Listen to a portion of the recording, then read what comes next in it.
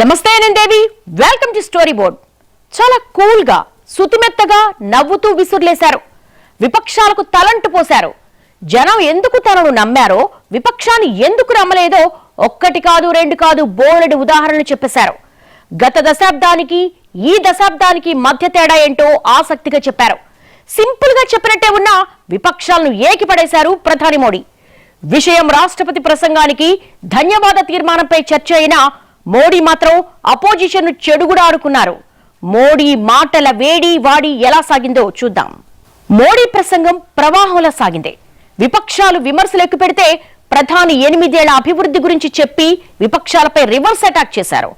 UPA హయాంలో జరిగిన స్కామ్లను గుర్తు చేసి విరుచుకుపడ్డారు. యూపీఏ హయాంలో సాధించిందే లేదని ఎద్దేవా చేశారు.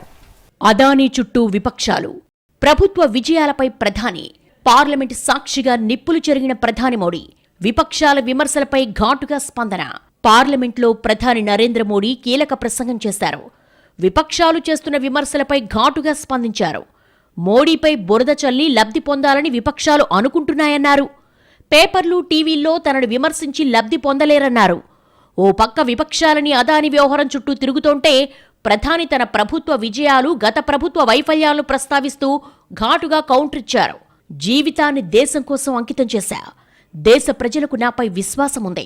అది విపక్షాల అంచనాలకు అందదు అన్నారు మోడీ.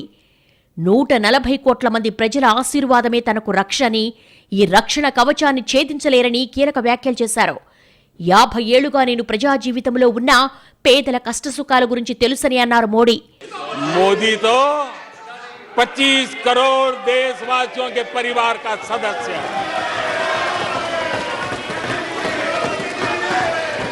आदरणीय अध्यक्ष जी, 140 करोड़ देशवासियों के आशीर्वाद, ये मेरा सबसे बड़ा सुरक्षा कवच है.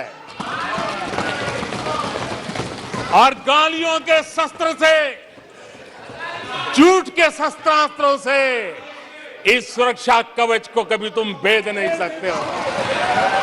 वो विश्वास का सुरक्षा कवच है और इन शस्त्रों से तुम कभी भेद नहीं सकते हो. రాష్ట్రపతి ప్రసంగంపై ధన్యవాద తీర్మానంపై చర్చ సందర్భంగా మోడీ ప్రసంగించారు. ఉభయ సభలను ఉద్దేశించి రాష్ట్రపతి చేసిన ప్రసంగం దేశ చరిత్రలో చిరస్థాయిగా నిలిచిపోతుందన్నారు. అంతేకాదు, ఆదివాసీ సమాజానికి దక్కిన అపురూపమైన గౌరవమని పేర్కొన్నారు. రాహుల్ గాంధీ వ్యక్తిగత విమర్శలు చేశారని, అది ఆయనలో ఉన్న ద్వేషాన్ని బయటపెట్టుకున్నారంటూ ఎద్దేవా చేశారు నరేంద్ర మోడీ. भाषण में राष्ट्रपति जी ने हम सबको और करोड़ों देशवासियों को मार्गदर्शन किया है. गणतंत्र के मुखिया के रूप में उनकी उपस्थिति ऐतिहासिक भी है और देश की कोटि कोटि बहन बेटियों के लिए बहुत बड़ा प्रेरणा का अवसर भी. పార్లమెంట్లో రాహుల్ గాంధీ మంగళవారం స్పీచ్ వైరల్ అయింది. ఆయన నేషనల్ హాట్ టాపిక్ గా మారిన అదానీ గురించి చాలా ప్రశ్నలేశారు. రాష్ట్రపతి ప్రసంగానికి ధన్యవాదాలు తెలిపే తీర్మానానికి ప్రధాని మోడీ ఇచ్చే సమాధానంలో అన్నిటికీ సమాధానాలు చెబుతారని అనుకున్నారు. మోడీ వచ్చారు, స్పీచ్ ఇచ్చారు, కానీ అదానీ అంశం జోలికి వెళ్లలేదు. రాష్ట్రపతి ప్రసంగంలో చెప్పిందాన్ని జస్టిఫై చేసుకోగలిగారు. ప్రతిపక్షాలు ఎప్పట్లాగే అనుకున్న ఎజెండా ప్రకారం అదానీ అంశంపై విమర్శలు సంధించాయి. ప్రధాని మాత్రం ఇది రాష్ట్రపతి ప్రసంగంపై ధన్యవాదాల కార్యక్రమం కాబట్టి ఎజెండాకు కట్టుబడి అభివృద్ధి చుట్టూ మాట్లాడారు. पिछले 9 वर्ष में भारत में 90,000 स्टार्टअप्स और आज स्टार्टअप की दुनिया में हम दुनिया में तीसरे नंबर पर पहुंच चुके हैं. एक बहुत बड़ा स्टार्टअप इकोसिस्टम आज देश के टायर 2, टायर 3 सिटीज में भी पहुंच चुका है. हिंदुस्तान के हर कोने में पहुंचा है. भारत के युवा सामर्थ्य की पहचान बनता जा रहा है. పార్లమెంట్ వేదికగా కాంగ్రెస్ పార్టీపై ప్రధాని నరేంద్ర మోడీ విమర్శల వర్షం కురిపించారు. యూపీఏ హయాంలో 2004 నుంచి 2014 వరకు దేశంలో అవినీతి రాజ్యమేలిందని విమర్శించారు. దేశంలో స్కాములు, హింస చోటు చేసుకుందని ఆరోపించారు. 2004-2014 మధ్యకాలంలో ప్రతి అవకాశాన్ని సంక్షోభంగా మార్చడమే యూపీఏ ట్రేడ్ మార్క్ అని విమర్శలు గుప్పించారు. 4 से 14 आजादी के इतिहास में सबसे घोटालों का दशक रहा, सबसे घोटाला.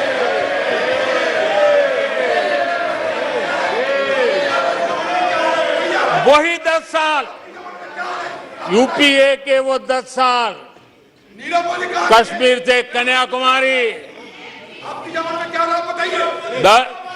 कश्मीर से कन्याकुमारी, भारत के हर कोने में आतंकवादी हमलों का सिलसिला चलता रहा. 10 साल हर नागरिक का सुरक्षित. అదానీ వ్యవహారంలో జేపీసీ వేయాలని విపక్షాలు నినాదాలు చేస్తుండగానే ప్రధాని మోడీ తన ప్రసంగాన్ని కొనసాగించారు. ఈ క్రమంలోనే కొన్ని విపక్ష పార్టీలు లోక్సభ నుంచి వాకౌట్ చేశాయి. మరోవైపు ప్రతిపక్షాల నినాదాలకు కౌంటర్గా అధికార పక్షం ఎంపీలు మోదీ మోదీ అంటూ నినాదాలు కొనసాగించారు. ప్రధాని మోడీ ప్రసంగం వాడివేడిగా సాగింది. 2G స్కామ్, బొగ్గు, కామన్వెల్త్ గేమ్స్ అన్నిటిలో స్కాములు జరిగాయని ఆరోపించారు. యూపీఏ హయాంలో దేశం తీవ్రంగా నష్టపోయిందని అన్నారు. उसी समय ये 2G में फंसे रहे, मौका मुसीबत में, सिविल न्यूक्लियर डील हुआ. जब सिविल न्यूक्लियर डील की चर्चा थी, तब ये कैश फॉर वॉट में फंसे रहे. ये खेल चले. అవినీతి ఈడీ అన్ని ప్రతిపక్ష పార్టీలు ఒకే వేదికపైకి తీసుకొచ్చిందని, ఓటర్లు చేయలేంది ఈడీ చేసిందని సెటైర్లేశారు. देश की जनता देश के चुनाव के नतीजे ऐसे लोगों को जरूर एक मंच पर लाएंगे, लेकिन वो तो हुआ नहीं. लेकिन इन लोगों ने ईडी का धन्यवाद करना चाहिए कि ईडी के कारण ये लोग एक मंच पे आए हैं. ईडी ने एक लोगों को एक मंच पे ला दिया है. ఆరోపణలు చేయడంలో ప్రతిపక్షం గత 9 సంవత్సరాలుగా వృధా చేసిందని ప్రధాని నరేంద్ర మోడీ విమర్శించారు.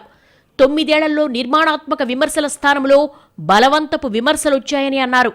రాజకీయాల్లో భిన్నాభిప్రాయాలు ఉండొచ్చు, కానీ 2047 నాటికి అభివృద్ధి చెందిన భారతదేశాన్ని నిర్మించడంపై తాము దృష్టి సారించామని చెప్పారు. నేడు రైల్వే స్టేషన్లు, విమానాశ్రయాలు రూపాంతరం చెందుతున్నాయని అన్నారు. 70 ఏళ్లలో 70 విమానాశ్రయాలుంటే 9 ఏళ్లలో 70 విమానాశ్రయాలు వచ్చాయన్నారు. దేశంలో జల మార్గాలు కూడా అభివృద్ధి చెందుతున్నాయని తెలిపారు. अब ट्रेनों के अंदर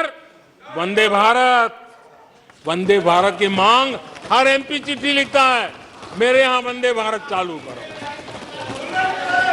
आज रेलवे स्टेशनों का कायाकल्प हो रहा है, आज एयरपोर्ट का कायाकल्प हो रहा है. 70 साल में 70 एयरपोर्ट. ప్రతిపక్షాలు వారికి వారే విరుద్ధంగా వ్యవహరిస్తున్నాయని, భారతదేశం బలహీనపడిందని, భారతదేశం ఇతర దేశాలపై ఒత్తిడి తెస్తోందని ఆరోపిస్తున్నారని మండిపడ్డారు. తాను 25 కోట్ల కుటుంబాల్లో సభ్యుడని, విపక్షాల దూషణలు, ఆరోపణలతో అది విచ్ఛిన్నం కాదని తెలిపారు. విపత్కర సమయాల్లో మోడీ తమ సహాయానికొచ్చారని ప్రజలకు తెలుసునని, మీ దూషణలు, ఆరోపణలు వారు ఎలా అంగీకరిస్తారని ప్రధాని మోడీ ఉద్వేగపూరితంగా ప్రసంగించారు. अब कह रहे हैं कि भारत इतना मजबूत हो गया है कि दूसरे देशों को दबकाकर फैसले करवा रहा है.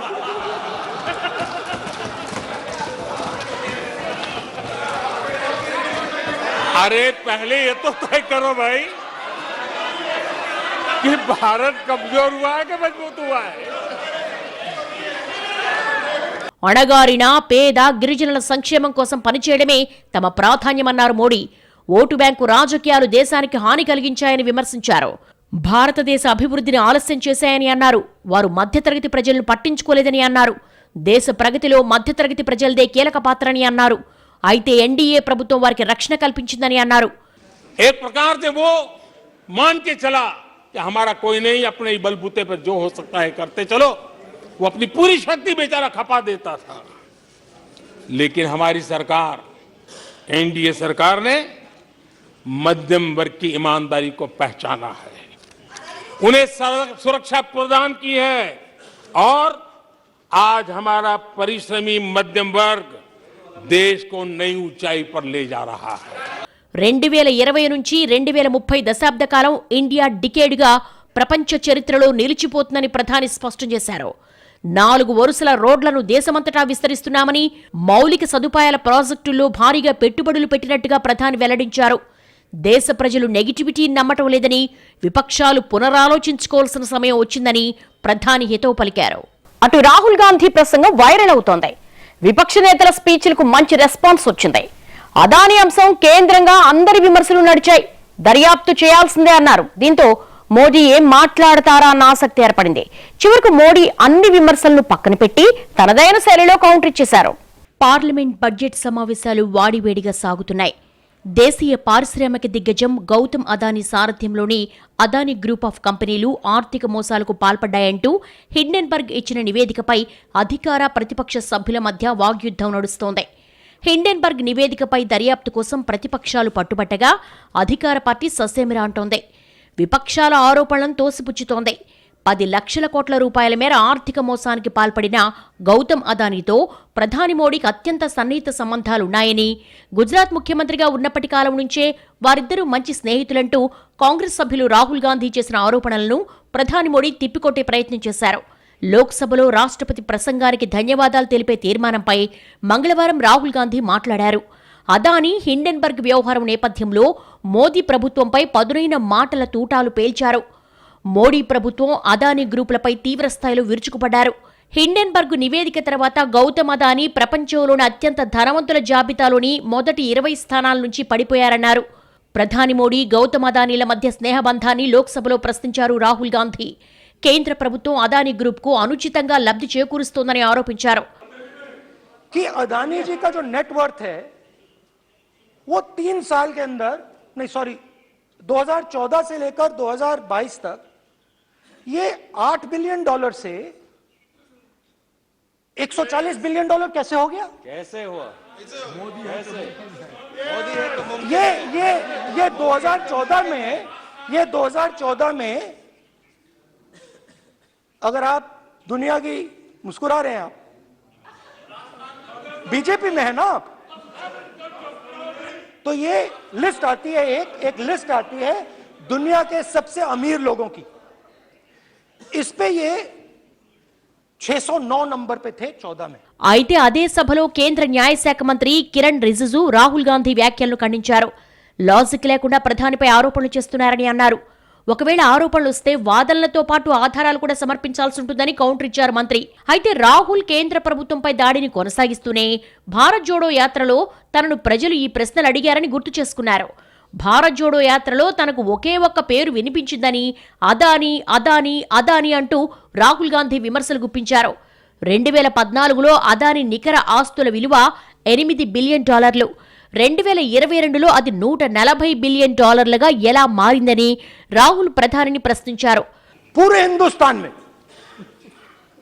केरल में, तमिलनाडु में, महाराष्ट्र, कर्नाटका, हिमाचल, कश्मीर, सब जगह अदानी अदानी अदानी अदानी अदानी.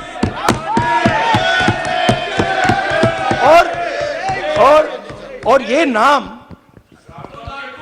नहीं, और इस नाम के बारे में जब लोग बोलते थे मुझसे तो 2-3 सवाल पूछते थे.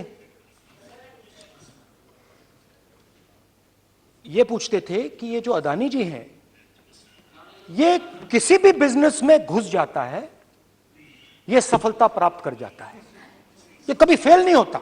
అంతేకాదు గౌతమ్ అదానీతో కలిసి ప్రధాని నరేంద్ర మోడీ విమానంలో కూర్చున్న ఓ ఫోటోను రాహుల్ గాంధీ లోక్సభలో ప్రదర్శించారు. నరేంద్ర మోడీ గుజరాత్ ముఖ్యమంత్రిగా ఉన్నప్పుడే వీరిద్దరి మధ్య ఈ బంధం మొదలైందని రాహుల్ గాంధీ వాదించారు.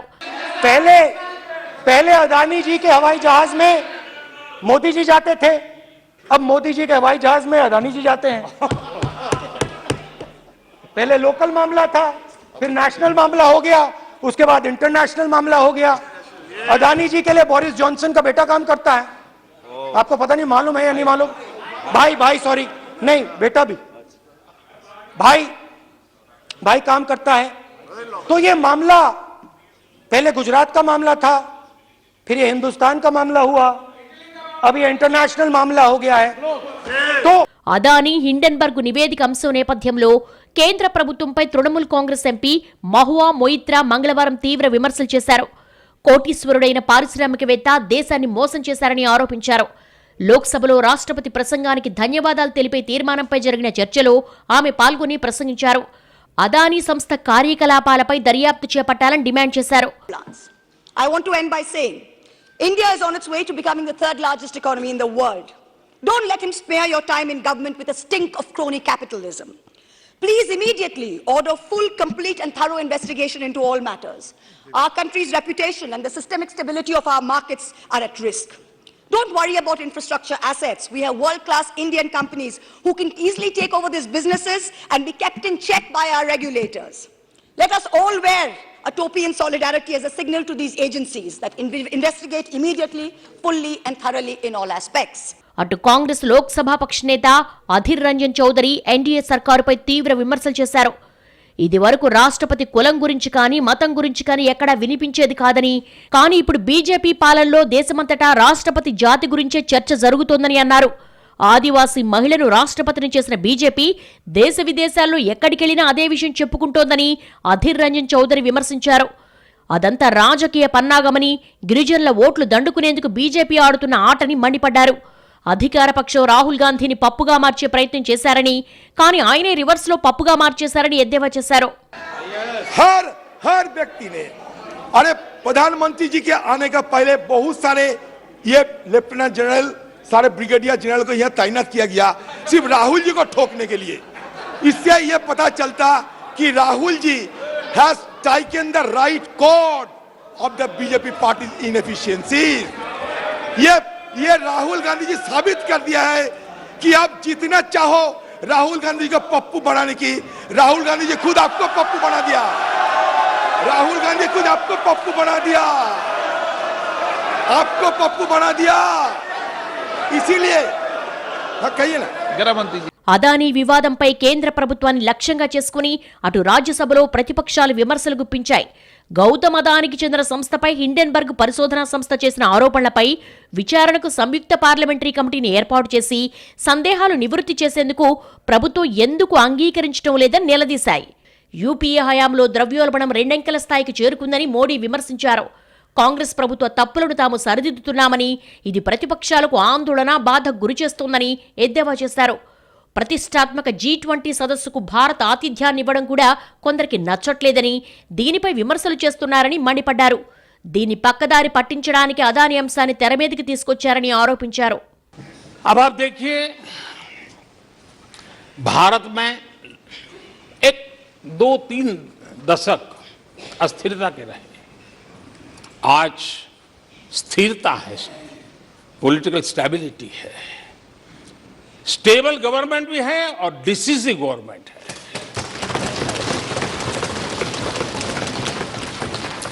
और उसका भरोसा स्वाभाविक होता है.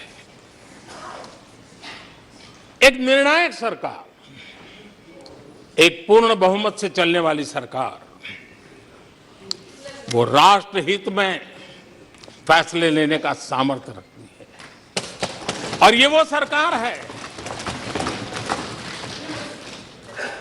रिफॉर्म आउट ऑफ कंपल्सन नहीं, रिफॉर्म आउट ऑफ कन्विक्शन हो रहे हैं. కాంగ్రెస్ పార్టీ సహా మిగతా విపక్ష పార్టీలు అదానీ వ్యవహారానికి పరిమితమైతే ప్రధాని మోడీ మాత్రం ఆ అంశం జోలికి వెళ్లకుండా అభివృద్ధి, గత ప్రభుత్వ అవినీతి స్కాములను ప్రస్తావిస్తూ నిప్పులు చెరిగారు. విపక్షాల ఆరోపణలు తననేం చెయ్యలేవంటూ ఉద్వేగపూరితంగా ప్రసంగించారు. దూకుడుగా సాగిన మోడీ స్పీచ్ లో అనేక అంశాలు ప్రస్తావించారు. విపక్షాల వాదనల్ని ఏమాత్రం కేర్ చేయకుండా తనదైన శైలిలో చెణుకులు విసురుతూ ప్రసంగించేశారు. అటు విపక్షాల నినాదాలు ఓ పక్క, మోదీ మోదీ అంటూ బీజేపీ సభ్యుల స్లోగన్స్ మరోపక్క లోక్సభను వేడెక్కించేశాయి. నిజానికి ప్రధాని మోడీ ప్రసంగం ఏ దిశగా సాగుతుంది అన్నదానిపై అందరిలో ఆసక్తి ఏర్పడింది. విపక్షాలని సింగిల్ పాయింట్ ఎజెండాతో విమర్శలు గుప్పిస్తున్న తరుణంలో ప్రధాని స్పీచ్ విమర్శలన్నింటినీ సింపుల్ గా పక్కన పెట్టి అనుకున్నదాన్ని దూకుడుగా చెప్పేశారు. మరోవైపు ప్రధాని ధరించిన నీలిరంగు జాకెట్ కూడా అందరినీ ఆకట్టుకుంది.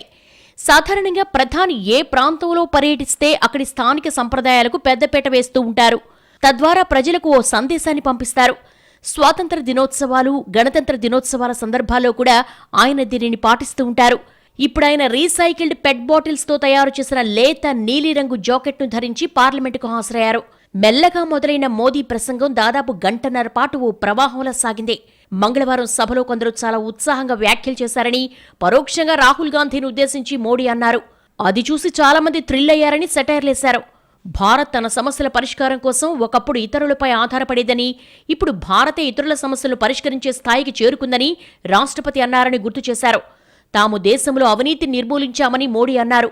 ఈ క్షణం కోసం దేశం చాలా ఏళ్లుగా ఎదురుచూస్తుందని పేర్కొన్నారు. जो भारत कभी अपनी अधिकांश समस्याओं के समाधान के लिए दूसरों पर निर्भर था, वही आज दुनिया की समस्याओं के समाधान का माध्यम बन रहा है।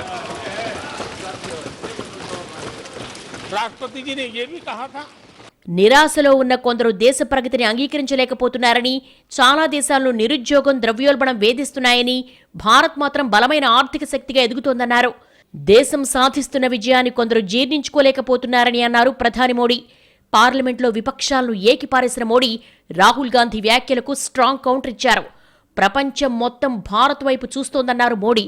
ప్రతి రంగంలో భారత్ చరిత్ర సృష్టిస్తోందని, ఇవన్నీ కొందరికి కంటి మీద కునుకు లేకుండా చేస్తున్నాయన్నారు. మోడీపై బురద చల్లి లబ్ధి పొందాలని విపక్షాలు అనుకుంటున్నాయని, కానీ ప్రజలు విపక్షాల మాటలు నమ్మరన్నారు. ఓవరాల్ గా రాహుల్ స్పీచ్ కు మొదట ఎంత హైప్ వచ్చి వైరల్ అయిందో, మోడీ ఇచ్చిన కౌంటర్ కూడా అదే స్థాయిలో వైరల్ కావడం విశేషం.